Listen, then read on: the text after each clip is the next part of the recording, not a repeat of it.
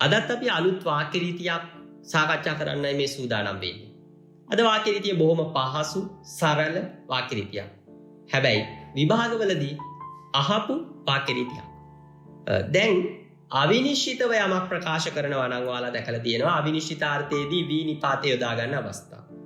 යාවි, ඒවි, බලාවි, කරාවි, කියාවි මෙම වී කියලා අවසන් වෙන ඒවා අවිනිශ්චිත ක්‍රියා.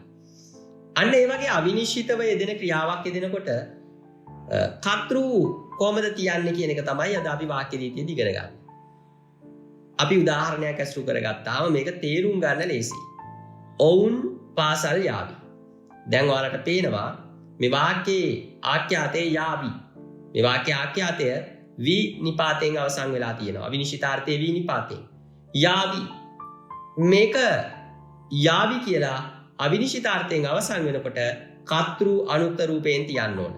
හොඳින් තේරුම් ගන්න. ඔවුන් පාසල් යාවි කියලා අපිට තියන්න පුළුවන්කම තියෙනවා. ඔවුන් අනුක්ත පදයක්. මා පොත් බලාවි. අවිනිශ්චිතාර්ථයේ වී නිපාතයෙන් බලාවි කියලා අවසන් වෙලා තියෙන නිසා අපිට පුළුවන්කම තියෙනවා මා කියලා අනුක්ත රූපයෙන් කර්තෘ තියන්න. අප ක්‍රීඩා කරાવી. අප කියන කර්තෘ අනුක්ත රූපයෙන් අපි තියන්නේ. කරાવી කියලා අවිනිශ්චිතාර්ථයේ වී නිපාතයෙන් අවසන් වෙද්දී. එවනම් තේරුම් ගන්න මේ සරල වාක්‍ය රීතිය. යම්කිසි ආඛ්‍යාතයක් අවිනිශ්චිතාර්ථයේ වී නිපාතයෙන් යෙදෙනවා නම් කර්තෘ පදයේ අනුක්ත රූපයෙන් තමයි අපි තියන්නේ. ඔවුන් පාසල් යාවි.